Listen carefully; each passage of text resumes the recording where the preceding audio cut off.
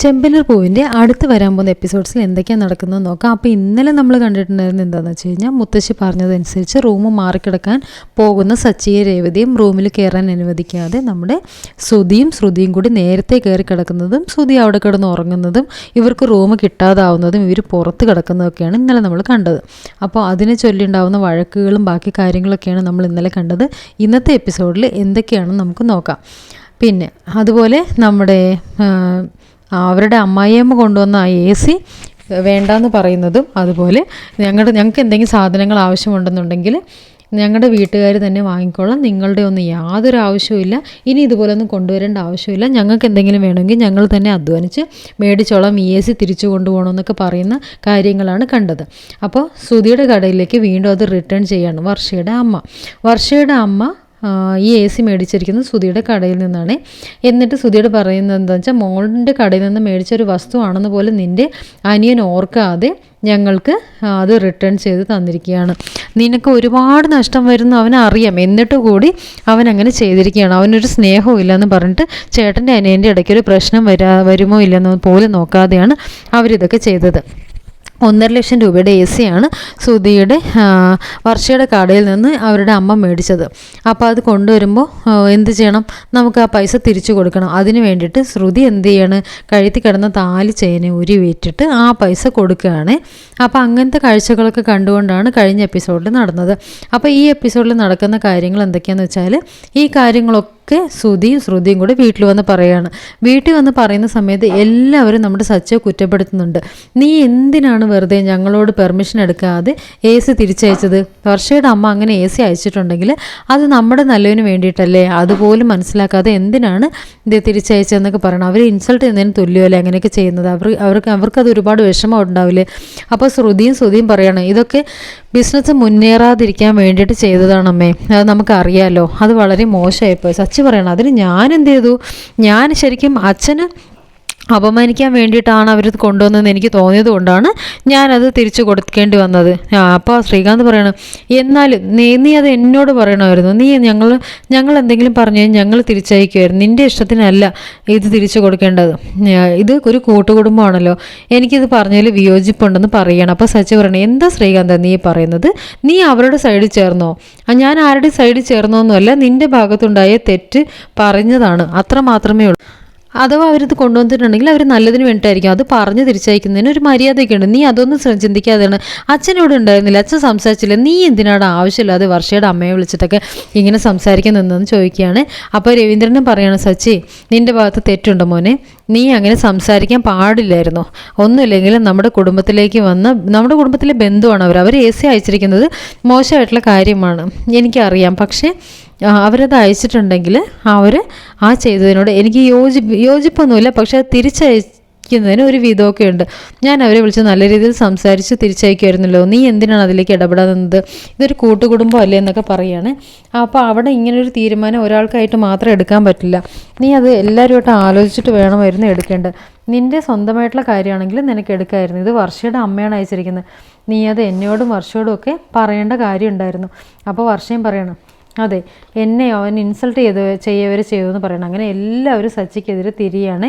അപ്പോൾ രേവതി പറയണം, സച്ചിയേട്ടൻ അച്ഛന് നല്ലത് വരാൻ അച്ഛൻ്റെ പേര് കളയാതിരിക്കാൻ വേണ്ടി ചെയ്തതാണ്, അല്ലാതെ വേറൊന്നും ഉദ്ദേശിച്ചിട്ടല്ല ചെയ്തതെന്ന് പറയുകയാണ്. അപ്പോൾ നമ്മുടെ രവീന്ദ്രൻ പറയണം, അതെനിക്ക് മനസ്സിലായി മോളെ, പക്ഷേ എന്നിരുന്നാലും അവൻ ചെയ്ത രീതി അത് തെറ്റല്ലേ, അതങ്ങനെ ചെയ്യാൻ പാടില്ലായിരുന്നു. അങ്ങനെ നമ്മുടെ ചന്ദ്ര ചോദിക്കുകയാണ്, അല്ല മോളെ AC 1.5 ലക്ഷം രൂപയുടെ ആയിരുന്നല്ലോ, കൊടുത്തപ്പോൾ നിനക്ക് പൈസയും കൊടുക്കേണ്ടി വന്നില്ലേ, ആ പൈസയ്ക്ക് നീ എന്താ ചെയ്തതെന്ന് ചോദിക്കണം. അപ്പോഴേക്കും ശ്രുതി പറയാണ്, അമ്മേ ആ പൈസയ്ക്ക് ശ്രുതി അവളുടെ താലിച്ചെയിൻ വിറ്റിട്ടാണ് ആ പൈസ കൊടുക്കാൻ വേണ്ടിയിട്ട് തന്നത്, എന്നിട്ട് 1.5 ലക്ഷം രൂപ കൊടുക്കുകയും ചെയ്തു എന്ന് പറയുകയാണെ. ചന്ദ്രയ്ക്ക് ആകെ വിഷമമാണ്. എന്താ നീ പറയുന്ന മോളെ, ശ്രുതി നിന്റെ താലിച്ചെയിൻ വിറ്റുന്നോ? ഇങ്ങനെയാണോ മോളെ നമ്മുടെ കുടുംബത്തിലെ മരുമക്കൾ നിൽക്കേണ്ടത്? മോൾക്ക് ഇത്ര കാലമായി നിനക്ക് താലിച്ചെയിൻ വിൽക്കേണ്ട കാര്യം വല്ലതുണ്ടോ? അത് പിന്നെ എൻ്റെ ശ്രുതിക്കാണല്ലോ നാണക്കേട്. വർഷയുടെ അമ്മ പൈസ തിരിച്ച് വേണ്ടെന്ന് പറഞ്ഞെങ്കിലും നമുക്കൊരു മര്യാദ ഉണ്ടല്ലോ, അപ്പോൾ ആ ഒരു മര്യാദ കാത്തുരക്ഷിക്കണമെങ്കിൽ നമുക്കത് ചെയ്തല്ലേ വെക്കുക. ഇതിനൊക്കെ കാരണം സച്ചി തന്നെയാണെന്ന് പറയുകയാണേ. അപ്പോഴേക്ക് ചന്ദ്ര പറയണേ, അതേടാ നീ തന്നെയാണ് ഇതിനൊക്കെ കാരണം. അപ്പോൾ സച്ചി പറയണേ, ഞാൻ ആരോടും പറഞ്ഞില്ല താലിച്ചേരൊന്നും കൊണ്ടുപോയി വയ്ക്കാനോ എടുക്കാനോ ഒന്നും, ഞാനതൊന്നും ഉദ്ദേശിച്ചിട്ട് പോലുമില്ല. അപ്പോഴേക്ക് രവീന്ദ്രൻ പറയണം, എടി ചന്ദ്ര, നമ്മുടെ മരുമക്കളുടെ കഴുത്തിൽ താലി ചെയിനില്ല, ആൾക്കാർ എന്ത് പറയും? അപ്പോഴേക്ക് സച്ചി പറയാണ്, ആരെന്ത് പറയാൻ, ഇത്ര കാലവും ശ്രുതിയുടെ കഴുത്തിൽ താലി ചെയിൻ ഉണ്ടായിരുന്നില്ല, അതുപോലെ തന്നെ രേവതിയുടെ കഴുത്തിലും താലി ചെയിനില്ല. അപ്പോഴൊന്നും അമ്മയ്ക്ക് യാതൊരു വിഷമവും തോന്നിയില്ലല്ലോ. അപ്പോഴേക്കും ചന്ദ്ര പറയാം, ശ്രുതിയും രേവതിയൊക്കെ ഒന്നാണോടാ? ശ്രുതി വലിയ പണക്കാരി വീട്ടിലെ പെൺകുട്ടിയാണ്, എന്നിട്ട് അവളുടെ കഴുത്തിൽ താലി ചെയിൻ ഇല്ലെങ്കിൽ അവളുടെ അച്ഛൻ വരുമ്പോൾ എന്ത് വിചാരിക്കും? ഇവള് പണ്ടേ തുടങ്ങി ദരിദ്ര കുടുംബത്തിലല്ലേ, അതുകൊണ്ട് അതിൻ്റെ പ്രശ്നമൊന്നുമില്ല. എന്തോ ഭാഗ്യത്തിൻ്റെ ഇതുകൊണ്ട് അവൾ ഈ വീട്ടിൽ വന്നു കയറിയാണ്. അവളെ ഇവളെ തട്ടിച്ച് കേൾക്കുന്നു. അവൾക്ക് എന്ത് യോഗ്യതയുണ്ട് ശ്രുതിയെ തമ്മിൽ താരതമ്യം ചെയ്ത് പറയാമെന്നൊക്കെ ചോദിക്കുകയാണ്. അപ്പോഴേക്ക് സച്ചി പറയണം, തുടങ്ങി. അപ്പോഴേക്ക് രവീന്ദ്രൻ പറയണം, ചന്ദ്രേ, കൂടുതൽ വർത്താനമൊന്നും പറയണ്ട, അവളുടെ കയ്യിൽ താലി ചെയിനില്ലെങ്കിൽ ശ്രുതി മേടിച്ചു കൊടുത്തോളാം. ശ്രുതിക്ക് അത് മേടിച്ചു കൊടുക്കാനുള്ള കഴിവുണ്ടാവും. ഇനി ബിസിനസ്സൊക്കെ പച്ചപിടിച്ച് വരുമ്പോൾ അവൻ എന്താണെന്ന് വെച്ചാൽ തീരുമാനിച്ചോളും. നീ മരുമക്കളെ തമ്മിൽ അങ്ങനെ രണ്ടായി കാണുന്ന സ്വഭാവമൊക്കെ അങ്ങ് നിർത്തിക്കുമെന്ന് പറയണേ.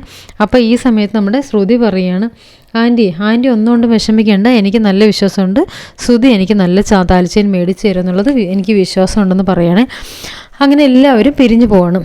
അടുത്ത സീനിൽ കാണിക്കുന്നത് ചന്ദ്രമതി രവീന്ദ്രൻ്റെ അടുത്തേക്ക് ചെന്നിട്ട് രവീന്ദ്രനോട് പറയുകയാണ്, ഇത് കണ്ടില്ലേ, നമ്മുടെ മരുമകളുടെ കഴുത്തിൽ താലി ചെയിനില്ല, ആൾക്കാർ എന്ത് പറയും? താലി പൂജ കഴിഞ്ഞിട്ട് പെൺകുട്ടിയുടെ കഴുത്തിൽ താലി ഇല്ലെങ്കിൽ ആൾക്കാർക്ക് അതുപോലെ പറയാനായിട്ടെന്ന് പറയുകയാണ്. അപ്പോഴേക്ക് രവീന്ദ്രൻ പറയാണ്, എൻ്റെ പൊന്നു ചന്ദ്രേ, നീ എങ്ങനെയാണ് നിങ്ങൾ മരുമക്കളെ കാണുന്നത്? ഈ ഒരു വർത്തമാനത്തിലൂടെ തന്നെ എനിക്ക് മനസ്സിലായി, നീ കാരണമാണ് രവീന്ദ്രൻ്റെ കഴുത്തിലുള്ള താലിച്ചെയിൻ പോയത്. അപ്പോഴൊന്നും നിനക്ക് ആ ഒരു പ്രശ്നമില്ല, ആൾക്കാരൊന്നും ചോദിച്ചില്ല, നിനക്ക് അതിനെക്കുറിച്ചൊരു ബോധം ഉണ്ടായിരുന്നില്ല, ഒന്നുമില്ല. പക്ഷേ ഇപ്പോൾ ശ്രുതിയുടെ കഴുത്തിൽ താലി ചെയിനില്ലെന്ന് പറയുമ്പോൾ നീ എന്തിനാണ് ഇങ്ങനെ കിടന്ന് വിഷമിക്കുന്നത്? അപ്പോഴേക്ക് ചന്ദ്ര പറയണം, അതെ, ശ്രുതി വലിഞ്ഞു കയറി വന്നിരിക്കുന്നതല്ല അവളെ പോലെ, ഇത് 8 മൂടാനുള്ള സ്വത്തും കൊണ്ടാണ് അവൾ വന്നിരിക്കുന്നത്. മാത്രമല്ല നല്ല കുടുംബക്കാരുമാണെന്ന് പറയണേ. അപ്പോഴേക്ക് രവീന്ദ്രൻ പറയാം, നല്ല കുടുംബക്കാരായതുകൊണ്ടാണല്ലോ ശ്രുതിയുടെ അച്ഛൻ ഇങ്ങനെ മലേഷ്യയിൽ ജയിലിൽ കിടക്കുന്നത്. അത് അയാളെ പെടുത്തിയതല്ലേ. എന്തായാലും അവൾക്ക് താലി ചെയിൻ എന്തെങ്കിലും കാര്യം നമ്മൾ ചെയ്തു കൊടുക്കണമെന്ന് പറയാണ്. എന്തായാലും എന്നെക്കൊണ്ടാവില്ല താലി ചെയിനൊന്ന് വാങ്ങിക്കൊടുക്കാൻ. അവൻ പുതിയ ബിസിനസ്സൊക്കെ തുടങ്ങിയില്ലേ, ഇനിയിപ്പോൾ അവൻ തന്നെ വാങ്ങിക്കൊടുക്കട്ടെ, അവൻ്റെ പ്രോഫിറ്റൊക്കെ വെച്ചിട്ട് അവൻ തന്നെ വാങ്ങിക്കൊടുക്കട്ടെ എന്ന് പറയുകയാണ്.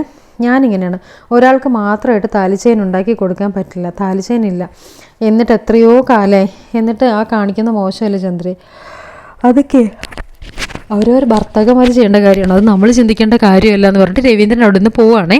അപ്പോൾ അടുത്ത സീനിലായിട്ട് കാണിക്കുന്നത് ശ്രുതിയും ചന്ദ്രയാണ് കേട്ടോ. മോളെ ശ്രുതി, എന്നാലും നീ താലി പൂജയ്ക്ക് ശേഷം അതുകൊണ്ട് കളഞ്ഞല്ലോ മോളെ. ഞങ്ങൾ എന്ത് പറയും ആൾക്കാരോട്? ആൻറ്റി മോളൊരു കാര്യം ചെയ്യണം, ആൻറ്റിയുടെ കയ്യിൽ കുറച്ച് പൈസയുണ്ട്, ആൻറ്റി ആ പൈസ തരാം, എന്നിട്ട് മോളൊരു താലിച്ചെയിൻ മേടിച്ചിടണം.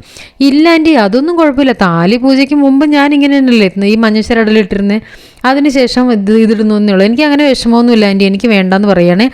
ആൻറ്റി ശരിയൊന്നും മേടിച്ചു തരണ്ട. മാത്രമല്ല എനിക്ക് ശ്രുതിയുടെ പേരിൽ നല്ല വിശ്വാസമുണ്ട്, ശ്രുതി എന്തായാലും എനിക്ക് മേടിച്ച് തരും, ശ്രുതി ജോലി ചെയ്തതിനെ എനിക്ക് മേടിച്ച് തരുമെന്ന് പറയണേ. ഇതാണ് വലിയ വീട്ടിലെ പെൺകുട്ടികൾ, ഇവളുടെ ഒരുത്തി വലിഞ്ഞു കയറി വന്നിട്ടുണ്ട്, ഇവിടുത്തെ ഉള്ളതും കൂടി അവൾക്ക് ഊറ്റിക്കൊണ്ട് പോകാനേ അവൾ നോക്കുകയുള്ളൂ. മോളുടെ സ്ഥാനത്ത് അവളായിരുന്നെങ്കിൽ ഇതൊക്കെ വാങ്ങിയിട്ട് പോകാൻ. ഇതാണ് പൈസക്കാരുടെ ഗുണം, അത് നീ കാണിക്കുന്നുണ്ട്. ഇത് കേട്ടുകൊണ്ടാണ് നമ്മുടെ വർഷ വരുന്നത്. വർഷ വേഗം തന്നെ വന്നിട്ട്, ആൻറ്റി ഇത് ആരെക്കുറിച്ചായി പറയുന്നത്? ആൻറ്റി എപ്പോഴും ഈ രേവതി കുത്തി സംസാരിക്കേണ്ട ആവശ്യമുണ്ടോ? രേവതി ഇവിടെ നിന്ന് എന്തെടുത്തോണ്ട് പോകുന്ന ആൻറ്റി പറയുന്നത് കാര്യം ശരിയാണ്. സച്ചി എൻ്റെ അമ്മയെ അപമാനിച്ചു, അത് സച്ചിയുടെ സ്വഭാവമാണ്, രേവതിക്ക് അതിൽ യാതൊരു പങ്കുമില്ല. അപ്പോഴേക്കും ചന്ദ്ര പറയാണ്, മോളെ, നീ എന്തിനാ ആവശ്യമില്ലാതെ രേവതി ഇങ്ങനെ സപ്പോർട്ട് ചെയ്യുന്നത്? അവളുടെ സ്വഭാവം നിനക്ക് അറിഞ്ഞുകൂടാഞ്ഞിട്ടാണ്, അവരൊക്കെ കള്ള കുടുംബങ്ങളാണ്. മോളുടെ അമ്മയെ അപമാനിച്ചത് രേവതി പറഞ്ഞിട്ട് തന്നെയായിരിക്കും സച്ചി അങ്ങനെ ചെയ്തത്. അപ്പോഴേക്കും വർഷ പറയാണ്, ആൻറ്റി ആവശ്യമില്ലാത്തൊന്നും പറയില്ലേ, രേവതി ഏത് തരത്തിലുള്ള ആളാണെന്ന് എങ്ങനെ ചിന്തിക്കുന്നൊക്കെ എനിക്ക് നന്നായിട്ട് അറിയാം. ഒരിക്കലും രേവതി പറഞ്ഞിട്ടില്ല സച്ചി അങ്ങനെ ചെയ്ത്. സച്ചി ഇത് ആദ്യമായിട്ടല്ല, അത് സച്ചിയുടെ സ്വഭാവമാണ്, സച്ചി എല്ലാവരോടും ഇങ്ങനെയാണ് പെരുമാറുന്നത്, അതിന് ആൻറ്റി ഇങ്ങനെ പറയേണ്ട ആവശ്യമൊന്നുമില്ല എന്ന് പറഞ്ഞിട്ട് അങ്ങനെ സംസാരിക്കുകയാണ്. ഈ സമയത്ത് നമുക്കിവിടെ കാണാൻ പറ്റുന്നത് രേവതിയും നമ്മുടെ വർഷയും തമ്മിൽ നല്ലൊരു ബോണ്ടിങ് വരുന്നുണ്ട്. അതുകൊണ്ട് ഈ പഴി കൊണ്ടുവന്ന് രേവതിയുടെ തലയിൽ വെക്കേണ്ട ആവശ്യമൊന്നുമില്ല. എപ്പോഴും എന്തിനാ ഈ രേവതി ഇങ്ങനെ ബ്ലെയിം ചെയ്തുകൊണ്ടിരിക്കുന്നത്? രേവതി വെറുതെ വിടുക ആൻറ്റി, ഈ കുടുംബത്തിൽ എന്തോരം കഷ്ടപ്പാട് അവൾ ചെയ്യുന്നത്. ഒരുപാട് ബുദ്ധിമുട്ടുണ്ടെങ്കിൽ പോലും അവൾ നമുക്ക് വേണ്ടി എല്ലാം ചെയ്യുന്നുണ്ട്. പിന്നെ കാശില്ലാത്തവരെയും കാശുള്ളവരെയും തമ്മിലിങ്ങനെ തട്ടിച്ച് കാണരുത്.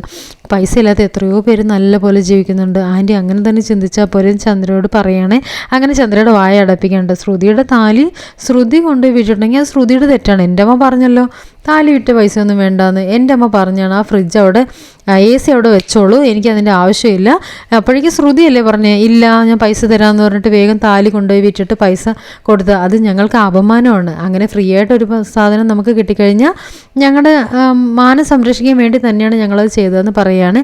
അപ്പോൾ വർഷ പറയാണ്, ഓ ഇതൊക്കെ കേൾക്കുമ്പോഴേ എനിക്ക് സീരിയൽ ഡയലോഗായിട്ടാണ് തോന്നിയത്. ഞാൻ ചെയ്യുന്ന പല സീരിയലിലും ഇങ്ങനത്തെ സിറ്റുവേഷൻ വരാറുണ്ട്. എന്തായാലും ഞാൻ പോകുന്നു എന്ന് പറഞ്ഞിട്ട് വർഷ അവിടെ നിന്ന് പോവുകയാണ്. അടുത്ത സീനിൽ കാണിക്കുന്ന വർഷയും ശ്രീകാന്തിനെയാണ് കേട്ടോ. അപ്പോൾ ശ്രീകാന്ത് പറയാണ്, വർഷേ കംപ്ലീറ്റ് ആയിട്ട് സച്ചി പറയാൻ പറ്റില്ല, കുറച്ചൊക്കെ തെറ്റ് നിൻ്റെ അമ്മയുടെ ഭാഗത്തും ഉണ്ടായിരുന്നു. ഈ AC വേണ്ടെന്ന് അച്ഛൻ പറഞ്ഞതല്ലേ, എന്നിട്ട് നിൻ്റെ അമ്മ AC അയക്കേണ്ട യാതൊരു കാര്യമില്ല. അപ്പോഴേക്കും വർഷ പറയാണ്, എന്താ ശ്രീകാന്ത് നീ ഇങ്ങനെ പറയുന്നത്, നമ്മൾ ഈ ചൂടിലിരിക്കേണ്ടെന്ന് വിചാരിച്ചിട്ടല്ലേ അമ്മ അത് ചെയ്തത്. അപ്പോൾ എടി അത് ശരി തന്നെയാണ്, പക്ഷെ അത് നിനക്കായിട്ട് അയക്കുകയാണെങ്കിൽ ഈ പറഞ്ഞൊക്കെ ഓക്കെ, പക്ഷേ നമ്മുടെ കൂട്ടുകുടുംബമാണ്. അപ്പോൾ അങ്ങനൊരു സാധനം നമ്മുടെ എല്ലാവർക്കും വേണ്ടി അയക്കുമ്പോൾ എല്ലാവരോടും ചോദിച്ചിട്ട് വേണം അയക്കേണ്ടത്. നിന്നെ വിളിച്ച് നിൻ്റെ അമ്മ സംസാരിച്ചിരുന്നോ? അപ്പോഴാണ് വർഷം പറഞ്ഞത്, ശരിയാണ് അമ്മ ഒന്നും പറയാതെയാണ് എന്നെ വിളിച്ച് ചോദിച്ചതുമില്ല, ശ്രീകാന്തിനെ വിളിച്ച് ചോദിച്ചിട്ടില്ല, പിന്നെ അങ്ങനെ അയക്കുന്നത് ശരിയാണോ തെറ്റാണോ എന്ന് ചോദിക്കുകയാണ്. ശരിയാണ്, ഞാൻ അതിനെക്കുറിച്ച് ചിന്തിച്ചില്ല. പിന്നെ എല്ലാവരും സച്ചി പറഞ്ഞ രീതി അതും ശരിയാണ്, അത് തെറ്റ് തന്നെയാണ് അവൻ പറഞ്ഞ രീതി. പിന്നെ നിന്നെ ഞാൻ വിട്ടുകൊടുക്കാതിരിക്കാൻ വേണ്ടിയിട്ടാണ് അവിടെ വെച്ച് അത് പറഞ്ഞത്. അപ്പോൾ വർഷം പറയാം, എന്നാലും ആ തെറ്റ് നീ ചൂണ്ടിക്കാണിക്കായിരുന്നല്ലോ, നീ എന്താ അത് ചെയ്യാതിരുന്നത്? അപ്പോഴേക്കും ശ്രീകാന്ത് പറയണേ, എൻ്റെ ഭാര്യയല്ലേ നീ, നിന്നെ നിൻ്റെ വീട്ടുകാർ ഞാൻ ഒരിക്കലും അങ്ങനെ മറ്റുള്ളവരുടെ മുമ്പിൽ കുറ്റപ്പെടുത്തുക ഒന്നുമില്ല. അപ്പോൾ ഇത് കേൾക്കുന്ന വർഷയ്ക്ക് പെട്ടെന്ന് ഭയങ്കര സങ്കടം വരികയാണ്. എന്നിട്ട് വർഷ പറയാം, എന്തായാലും ഇപ്പോഴാണ് നീ ശരിക്കും ഒരു ഹസ്ബൻഡ് മെറ്റീരിയൽ ആയതുകൊണ്ട് അവൾക്ക് സന്തോഷം വരികയാണ്. അപ്പോൾ ഈ ഒരു സീനിൽ അടുത്ത് നമ്മുടെ വർഷം ഒരിക്കലും രേവതി കുറ്റപ്പെടുത്തുന്നില്ല. അവർ തമ്മിൽ നല്ലൊരു ബോണ്ടിങ്, നല്ലൊരു സിസ്റ്റർ പോലെ നല്ല രണ്ടുപേരും തമ്മിൽ നല്ലൊരു ബോണ്ടിങ് വരുന്നുണ്ട്. അപ്പോൾ ഇത് കാണിച്ചുകൊണ്ടാണ് ഈ ഒരു ഭാഗം മുന്നോട്ട് പോകുന്നത്. അങ്ങനെ ആ ഒരു സീൻ അവിടെ കഴിയുകയാണ്. അടുത്ത സീനിൽ കാണിക്കുന്നത് നമ്മുടെ രേവതിയാണ് കേട്ടോ.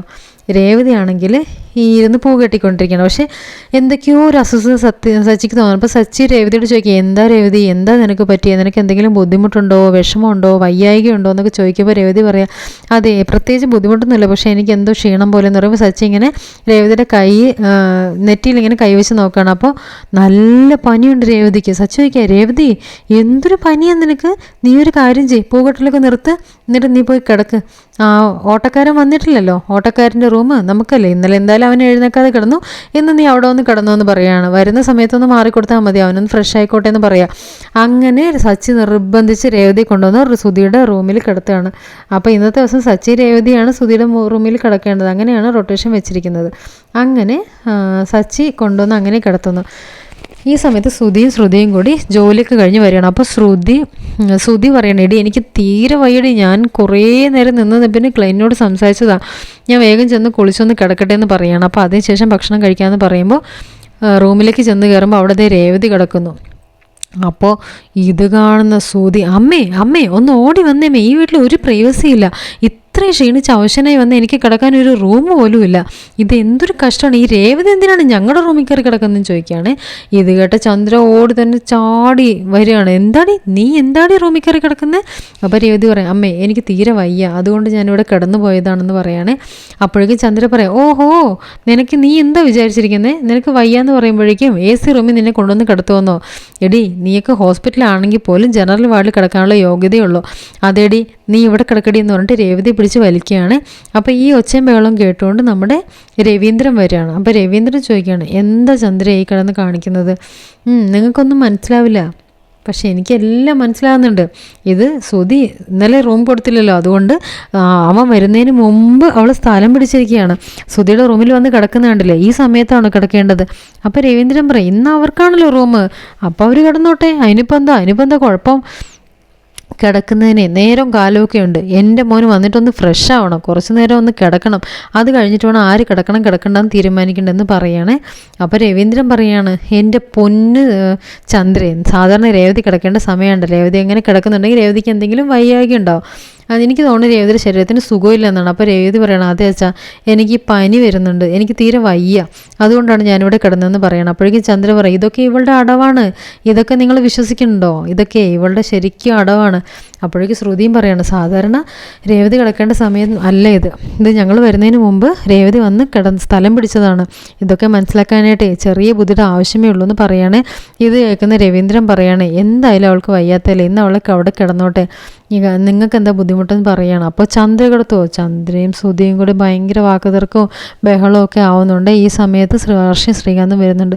എന്താ ഇവിടെ പ്രശ്നം, എന്താ ഇവിടെ പ്രശ്നം, റൂമിൻ്റെ ഇഷ്യൂ തന്നെയാണെന്ന് ചോദിക്കുകയാണ്. ഇത് കേട്ടോണ്ട് നമ്മുടെ സച്ചി വരികയാണ്. എന്താണാവോ, രേവതി റൂമിൽ കിടന്നതായിരിക്കുമല്ലേ വിഷയം, രേവതിയായിട്ട് കിടന്നതല്ല, ഞാനായിട്ട് രേവതി അവിടെ കൊണ്ട് കിടത്തിയാണെന്ന് പറയുകയാണ്. രേവതിക്ക് തീരെ വയ്യ, അതുകൊണ്ട് തന്നെ അവളെ അവിടെ കിടത്തിയത്. എന്താ ഇപ്പോൾ പ്രശ്നം എന്ന് ചോദിക്കുകയാണ് കേട്ടോ. അതെ, ശ്രുതിയുടെ റൂമാണിത്, ശ്രുതിക്കൊന്ന് ഫ്രഷ് ആവണം, അതിനുശേഷം കിടന്നാൽ മതി ആരാണെങ്കിലും. അപ്പോൾ സച്ചി പറയുന്നുണ്ട്, ഇതേ ഞങ്ങളുടെ ഊഴാണ്, ഞങ്ങളാണ് ഇവിടെ കിടക്കേണ്ടത്, എന്തിനാണ് ശ്രുതി വരുന്നതെന്ന് ചോദിക്കുകയാണ്. അവൻ വേറെ ഏതെങ്കിലും റൂമിൽ ചെന്ന് ഫ്രഷ് ആയിക്കോട്ടെ, അത് ഞങ്ങൾ അന്വേഷിക്കേണ്ട കാര്യമില്ലല്ലോ എന്ന് പറയാം. അപ്പോഴേക്കും ഇവിടെ ശ്രുതിയും കൂടി അപ്പോഴേക്കും നമ്മുടെ എന്താ പറയുക, അവരിങ്ങനെ അലറിത്തുള്ളുകയാണ്. എന്നിട്ട് ഞാൻ ഒരുപാട് കഷ്ടപ്പെട്ടിട്ട് വന്ന് കിടക്കുന്ന ആളാണ്, അതുകൊണ്ട് എനിക്ക് എൻ്റെ ക്ലയൻറ്റോ എൻ്റെ ജോലി സ്ഥലത്തെ ആൾക്കാരൊക്കെ അറിഞ്ഞോണ്ടല്ലോ എനിക്ക് ഒരിക്കലും ഇവിടെ ഈ ഹോളിലൊന്നും വന്ന് കിടക്കാൻ പറ്റില്ല. എനിക്ക് പിന്നെ ഇതൊക്കെ അവരൊക്കെ അറിഞ്ഞു കഴിഞ്ഞാൽ പിന്നെ പുറത്തിറങ്ങി നടക്കാൻ പറ്റില്ല. എടാ ഇന്ന് മുതലല്ലടാ നീ ജോലിക്ക് പോയി തുടങ്ങി, അപ്പോഴേക്കും നിനക്ക് ഇത്രയും അഹങ്കാരമോ, ഇത്രയും കാലം ജോലിയും കൂലിയും ഒന്നും ഇല്ലാതിരുന്ന സമയത്ത് നിനക്ക് ഒരു പ്രശ്നമില്ലായിരുന്നല്ലോ, അതൊന്നും നിനക്ക് നാണക്കേടും ആയിരുന്നില്ലേന്ന് ചോദിക്കുകയാണ്. അതെ, രേവതിക്ക് വയ്യാത്തത് കൊണ്ടല്ലേ, രേവതി ആ റൂമിൽ കിടന്നോട്ടെ, അതിനിപ്പോൾ ആർക്കാ ഇത്ര പ്രശ്നം, രേവതി കിടന്നോട്ടെ എന്ന് പറയണം. അപ്പോഴേക്കും ശ്രുതി പറയണം, വർഷേ മറ്റുള്ളവരുടെ ബുദ്ധിമുട്ട് കാണുമ്പോഴേ നിങ്ങൾക്കൊന്നും തോന്നില്ല, പക്ഷേ അടുത്ത ആഴ്ച നിങ്ങളുടെ റൂമിലാണല്ലോ സച്ചി രേവതിയും കിടക്കുന്നത്. അപ്പോൾ ആ സമയത്ത് വർഷ ഇതുപോലെ തിണ്ണയിൽ വന്ന് കിടക്കുമ്പോൾ വർഷയ്ക്ക് മനസ്സിലാവും ചൂടിൻ്റെയും കൊതുകിൻ്റെയും കാര്യമൊക്കെ. അപ്പം അപ്പോൾ വർഷയ്ക്ക് മനസ്സിലാവും ഒരു ദിവസം പോലും വർഷ ഇവിടെ കിടക്കില്ലെന്ന് എനിക്ക്. അപ്പോൾ വർഷ പറയാം, ആരതിന് കൊതുകടി കണ്ടു കിടക്കുന്നു, ഞാനേ രേവതിക്ക് നല്ല രീതിയിൽ തന്നെ വീട് വിട്ടുകൊടുക്കുകയും ചെയ്യും, കൊതുകടിയൊക്കെ കൊള്ളേണ്ട കാര്യം തിരിക്കുന്നു. ഞാൻ എന്തായാലും ആ ആഴ്ച ശ്രീകാന്തിനെയും കൂട്ടി എൻ്റെ വീട്ടിലേക്ക് പോകും, ഒരാഴ്ച ഞാൻ എൻ്റെ വീട്ടിൽ പോയിരിക്കും, അതിൻ്റെ കുഴപ്പം. അത് കേട്ടതും ചന്ദ്രയും മറ്റുള്ളവർ ഞെട്ടി പോവാണ്. ഒരാഴ്ച ഇവിടെ നിന്ന് മാറി ശ്രീകാന്തിനെ കൂട്ടി വീട്ടിൽ പോകാൻ. അപ്പോൾ ശ്രീകാന്ത് ചോദിക്കുക, നീ ഇത് എന്നോട് ചോദിച്ചിട്ടുള്ള തീരുമാനം എടുക്കുമ്പോൾ, അതെ ശ്രീകാന്ത്, എനിക്ക് കൊതുകടിയും ചൂടൊന്നും പറ്റില്ല, എനിക്ക് പേസ് ഇല്ലാതെയും പറ്റില്ല, അതുകൊണ്ട് ഞാൻ വീട്ടിൽ പോയി കിടക്കും, അതല്ലേ നല്ലതെന്ന് പറയുകയാണേ. അപ്പം ഇത് കേൾക്കുന്ന ശ്രുതി പറയാണ്, എങ്കിൽ പിന്നെ ഒരാഴ്ച ഞങ്ങൾ പുറത്ത് റൂമെടുത്ത് താമസിച്ചോളൂ, ഇവിടെ നിന്ന് താമസിക്കണ്ടല്ലോ.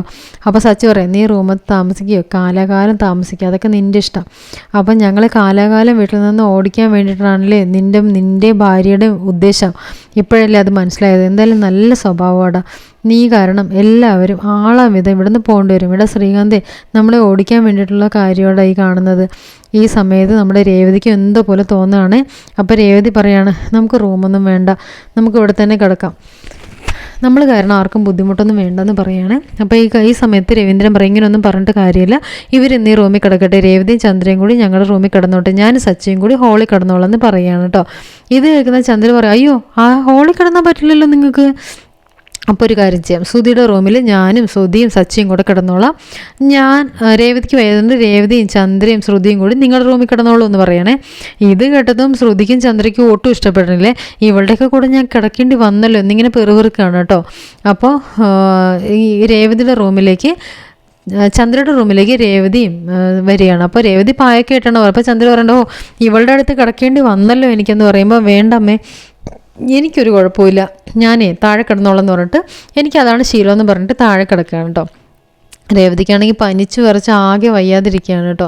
അപ്പോൾ ഈ സമയത്ത് നമ്മുടെ ശ്രുതി ചോദിക്കുകയാണ്, ആൻറ്റിക്ക് വിസ്തരിച്ച് കിടക്കണമെങ്കിൽ ആൻറ്റി കിടന്നോളൂ, ഞാൻ താഴെ കിടന്നോളാം എന്ന് പറയുമ്പോൾ ചന്ദ്ര പറയൂ, മോളെ നീ അങ്ങനെ പറയില്ലേ, നീ രേവതിയിലേക്ക് കൂടെ നിനക്ക് എങ്ങനെ കിടക്കാൻ തോന്നും, നീ അങ്ങനെയുള്ളവളാണോ, നീ വലിയ പൈസക്കാരി വീട്ടിലെ പെൺകുട്ടിയല്ലേ, നീ എൻ്റെ കൂടെ മോളിൽ കിടന്നാമെന്ന് പറയണം. അങ്ങനെ ഒരു കുഴപ്പമില്ലെന്ന് പറഞ്ഞിട്ട് ശ്രുതിയെ പിടിച്ച് മോളിൽ കിടത്തണ്ടേ. എന്നിട്ട് രേവതി കേൾക്കുമ്പോൾ രേവതിക്ക് വിഷമമുണ്ട്, പക്ഷേ രേവതി ഒന്നും പറയാതെ അങ്ങനെ കിടക്കാൻ. എന്നിട്ട് രാത്രി നല്ല രാത്രിയായി. ആ സമയത്ത് നമ്മുടെ സച്ചി എന്ത് ചെയ്യാണ്, അച്ഛനോട് പറയണം, അച്ഛാ ഞാനൊരു കഥ പറഞ്ഞുതരാം. അപ്പോൾ കഥ പറഞ്ഞുതരാമെന്ന് പറയുമ്പോൾ നമ്മുടെ രവീന്ദ്രൻ പറയുന്നുണ്ട്, എനിക്ക് നല്ല ഉറക്കം വരുന്നുണ്ട്, കഥയൊന്നും കേൾക്കണ്ട, എനിക്ക് നിൻ്റെ കഥ കേട്ട ഉറക്കം വരില്ല. അപ്പോൾ സച്ചി പറയാം, ഇല്ല അച്ഛാ അങ്ങനെ പറയില്ലേ, എൻ്റെ കഥ കേൾക്കണം അച്ഛാ, നല്ല കഥയാണ് അച്ഛാ. അപ്പോൾ ശ്രുതി പറയാം, എനിക്ക് കഥയൊന്നും കേൾക്കണ്ട, നീ ഒന്നും മിണ്ടാതിരിക്കുമെന്ന് പറയണം, അല്ലെങ്കിൽ തന്നെ അച്ഛൻ ഇപ്പോൾ തന്നെ കൂർക്കം വലി തുടങ്ങും, പിന്നെ കൂർക്കം വലിച്ച് തുടങ്ങിക്കഴിഞ്ഞാൽ പിന്നെ ഒന്നും ഉറങ്ങാനും പറ്റില്ല. അപ്പോൾ പറയില്ല അച്ഛൻ ഈ കഥ കേൾക്കണം, ഇതൊരു കാക്കയുടെ കഥയാണെന്ന് പറയുകയാണേ. അതെന്ത് കഥയാണെന്ന് ചോദിക്കുമ്പം ഈ കഥ ഒരു പ്രത്യേക കഥയാണ്. അതായത് അച്ഛനോട് കിടക്കാൻ എനിക്ക് ഇഷ്ടമല്ല, ഇപ്പോൾ കിടന്നല്ലേ മതിയാവുള്ളൂ, അതുകൊണ്ട് ഞാൻ കഷ്ടപ്പെട്ട് കിടക്കാമെന്ന് വീണ്ടും ശ്രുതി പറയണം. നിൻ്റെ കഥയും കൂടെ കേട്ട് കഴിഞ്ഞാൽ പിന്നെ എനിക്ക് സമാധാനം കിട്ടില്ല എന്ന് പറയാം. അപ്പോഴേക്ക് രവീന്ദ്രൻ പറയാം, ഞാൻ കൂർക്കം വലിക്കാതിരിക്കാൻ നോക്കാടാ. അപ്പോഴേക്ക് സച്ചി പറയാം, അയ്യോ അച്ഛൻ എന്തിനാണ് ഇവന് വേണ്ടി കൂർക്കം വലിക്കാതിരിക്കുന്നത്? അച്ഛൻ നല്ലപോലെ കഷ്ടപ്പെട്ടിട്ട് വരുന്ന ആളല്ലേ, അധ്വാനിച്ച് വരുന്ന ആളല്ലേ, അപ്പം കുറച്ച് കൂർക്കം വലിച്ചെന്ന് വെച്ചിട്ട് ഒരു കുഴപ്പമില്ല, എനിക്കൊരു പ്രശ്നമില്ലെന്ന് പറയുകയാണ്. അപ്പോഴേക്ക് രവീന്ദ്രൻ പറയാണ്, എടാ നമുക്ക് സ്വാതന്ത്ര്യമാവും, പക്ഷെ അത് മറ്റുള്ളവർക്ക് വിഷമം ഉണ്ടാക്കുന്ന തരത്തിൽ ആവാനേ പാടില്ല. അപ്പോൾ നമ്മൾ അതിരി കുറയ്ക്കുന്നത് നന്നായിരിക്കും എന്ന് പറയാം. അതാണ് മറ്റുള്ളവർക്കും എന്തും നല്ലതെന്ന് പറയാം. അപ്പോൾ സച്ചി പറയാം, അച്ഛാ എങ്കിൽ പിന്നെ ഞാനൊരു കഥ പറയാം. ഒരു കാക്കയുടെ കഥയാണ്. ശരിക്കും പറഞ്ഞാൽ ഇവനെ പോലെയാണ് കാക്കയുടെ സ്വഭാവം. ഈ കാക്ക ഇവൻ്റെ അതേ സ്വഭാവമാണ്. ഈ നായകനും അതേപോലെ. കാക്ക നായകനായിട്ടുള്ള എന്നെ പോലുള്ള കഥയോ? അതെന്ത് കഥ? പണ്ടൊരു മുത്തശ്ശി ഉണ്ടായിരുന്നേ. മുത്തശ്ശിയാണെങ്കിൽ കുറേ കാക്കകൾക്ക് തീറ്റ കൊടുത്തിട്ട് നല്ല മിടുക്കനായിട്ട് വളർത്തിക്കൊണ്ടുവന്നു. ആ സമയത്ത് മുത്തശ്ശിയുടെ കയ്യിൽ 27 ലക്ഷം രൂപയുടെ ഒരു വടയുണ്ടായിരുന്നു. ആ വട കാക്ക വന്നിട്ട് വട കൊത്തിയെടുത്ത് കൊണ്ടുപോയി. എന്നിട്ട് എന്ത് ചെയ്തു? കാക്ക മറ്റൊരു പെൺകാക്കയെ പ്രണയത്തിലായി. എന്നിട്ട് ആ കാക്കയ്ക്ക് കൊടുത്തു. അവളാണെങ്കിലോ, അവൾ ഭയങ്കര സൂത്രശാലിയായിരുന്നേ. ഈ മണ്ടനായിട്ടുള്ള കാക്കയെ പറ്റിച്ചുകൊണ്ട് ആ പെൺകാക്ക വടയും കൊണ്ട് പറന്നുപോയി. അപ്പോൾ ഇത് കേൾക്കുന്ന ശ്രുതി പറയാം, ഇവൻ ഈ പറഞ്ഞു വരുന്ന കാക്ക എന്ന് പറഞ്ഞ ക്യാരക്ടറെ ഞാൻ തന്നെയാണ്. ഞാൻ 27 ലക്ഷം രൂപ കൊണ്ടുപോയ കഥയാണ് ഈ പറഞ്ഞുകൊണ്ടിരിക്കുന്നത്. എന്തിനാണെന്ന് വെച്ചാൽ ഇങ്ങനെ എപ്പോഴും ഇങ്ങനെ നോക്കി ഇങ്ങനെ കുത്തി കുത്തി പറയുന്നത്. അപ്പോൾ രവീന്ദ്രൻ പറയാം, എടാ നീ ഒന്നും മിണ്ടാതിരിക്കുക, അവൻ കിടക്കട്ടെ എന്ന് പറയുകയാണേ. ഇല്ലച്ചാ എനിക്ക് കഥ പറയണമെന്ന് പറയാം. അപ്പോൾ സച്ചി ഇങ്ങനെ കഥ പറഞ്ഞുകൊണ്ടേയിരിക്കുകയാണ്. അപ്പോൾ ശ്രുതിക്ക് കിടക്കാൻ പറ്റുന്നില്ല, ശ്രുതിക്ക് ഉറക്കം ശരിയാകുന്നില്ല. അങ്ങനെ സച്ചി ഉറങ്ങിപ്പോവാണ്. ആ സമയം രവീന്ദ്രൻ കൂർക്കം വലിക്കുന്ന കേട്ടിട്ട് ശ്രുതിക്ക് ഒരു രക്ഷയില്ലാതെ എണീറ്റ് ശ്രുതി ഹോളിലേക്ക് വന്നിരിക്കുകയാണ്. ഈ സമയത്ത് അടുത്ത സീനിൽ കാണിക്കുന്നത് നമ്മുടെ ചന്ദ്രയുടെ ഭയങ്കര കൂർക്കം വലിയായിട്ട് ശ്രുതിക്ക് ഉറങ്ങാൻ പറ്റുന്നില്ല. പക്ഷേ രേവതി ആണെങ്കിൽ കൂർക്കം വലിച്ച് രേവതി സുഖമായിട്ട് ഉറങ്ങുന്നുണ്ട്. അപ്പോൾ രേവതി ഇവളെങ്ങനെയാണോ ഉറങ്ങണമെന്ന് പറഞ്ഞിട്ട് ശ്രുതി ഇരിക്കുകയാണ് കേട്ടോ. അപ്പോൾ ശ്രുതി പുറത്തേക്ക് വന്ന് നോക്കുമ്പോൾ ശ്രുതി അവിടെ ഇരിക്കുന്നുണ്ട്. അപ്പോൾ നിനക്ക് ഉറങ്ങണമെന്ന് ചോദിക്കുമ്പോൾ എനിക്ക് പറ്റുന്നില്ല കൂർക്കം വലി കേട്ടിട്ട്. അവിടെയും കൂർക്കം വലിയാണ് പ്രശ്നം. അങ്ങനെ അവർ രണ്ടുപേരും കൂടി ഹോളിൽ കിടന്ന് തന്നെ ഉറങ്ങുകയാണ്.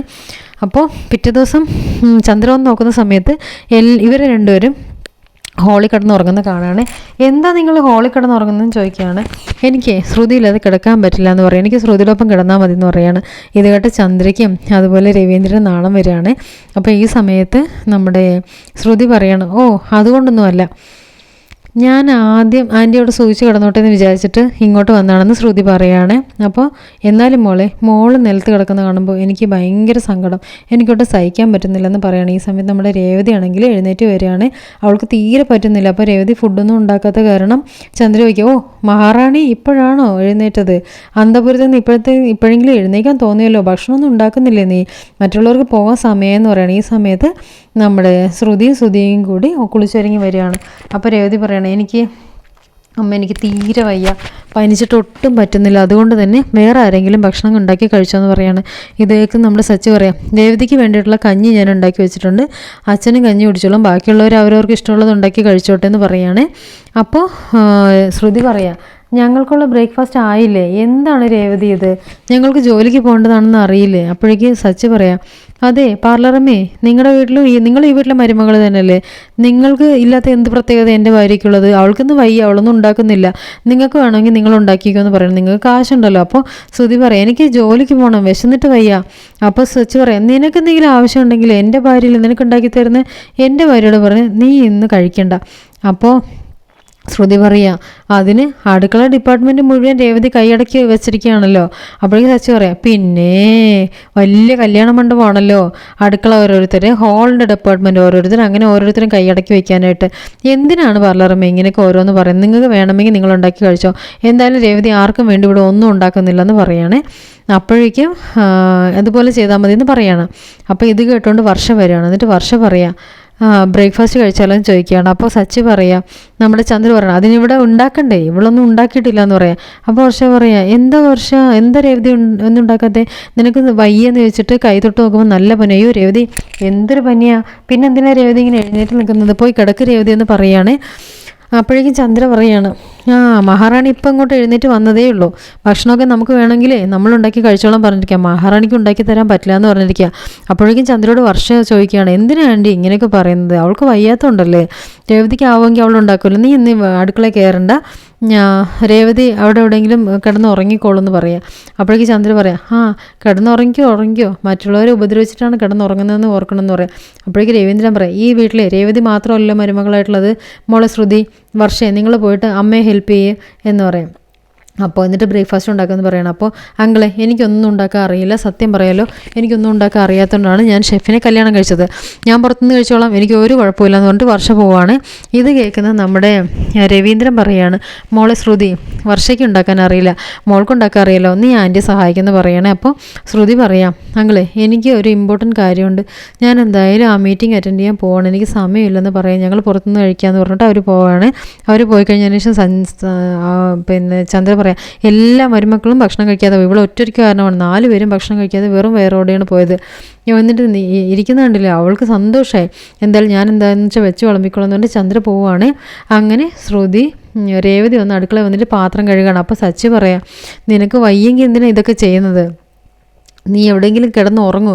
അപ്പോൾ രേവതി പറയാം, വേണമെങ്കിൽ അവരാരെങ്കിലും ഉണ്ടാക്കിക്കോട്ടെ എന്ന് പറയുമ്പോൾ സച്ചിയോട് രേവതി പറയാം, എന്തോരം നേരം വെച്ചിട്ടേ കിടക്കുക, പാത്രമൊക്കെ അതേപടി തന്നെ കിടക്കേണ്ട, ഇത് കഴുകാതെ എനിക്കൊരു സമാധാനം ഇല്ലെന്ന് പറയാണ്. അപ്പോഴേക്ക് സച്ചി പറയാണ്, നല്ല രീതിയിൽ ചൂടുണ്ട്, ഇന്നലത്തെ രാത്രിത്തേക്കാളും ചൂടുണ്ട് ഇന്ന്, എന്തായാലും നമുക്ക് ഡോക്ടറെ കണ്ടിട്ട് വരാമെന്ന് പറയണം. അപ്പോൾ രേവതി പറയാണ്, വേണ്ട സച്ചിയേട്ടാ, നമുക്ക് ഞാനൊന്ന് കിടന്നുറങ്ങിയാൽ തന്നെ ഓക്കെ, എങ്കിൽ പിന്നെ നീ വലിയ MBBS ഡോക്ടറൊന്നും ആവണ്ട, നിനക്ക് എല്ലാ കാര്യവും അറിയാം, വാ മര്യാദയ്ക്ക് ഡോക്ടറത്ത് പോകാമെന്ന് പറഞ്ഞിട്ട് ഡോക്ടറെയും വിളിച്ചുകൊണ്ട് സച്ചി പോവുകയാണ്. അപ്പോൾ ഇത്രയും കാണിച്ചുകൊണ്ട് ഈ എപ്പിസോഡോട് നിർത്തുകയാണ്. അതിഗംഭീരമായിട്ടുള്ളൊരു എപ്പിസോഡായിരിക്കും അടുത്ത് വരാൻ പോകുന്നത്. രേവതിയുടെ ഹോസ്പിറ്റലിൽ പോയി കഴിഞ്ഞിട്ടുള്ള കാര്യങ്ങളും അതുപോലെ ഭക്ഷണം ഉണ്ടാക്കാൻ പറ്റാതെ ഇന്ന് അടുക്കളയിൽ കയറിയിട്ടുള്ള ചന്ദ്രയുടെ വിശേഷങ്ങളൊക്കെ ആയിട്ട് നമുക്ക് നാളെ കാണാം. ഇനിയും ചാനൽ സബ്സ്ക്രൈബ് ചെയ്തിട്ടില്ലാത്തവർ ലൈക്ക് ചെയ്യുക, ഷെയർ ചെയ്യുക, സബ്സ്ക്രൈബ് ചെയ്യുക.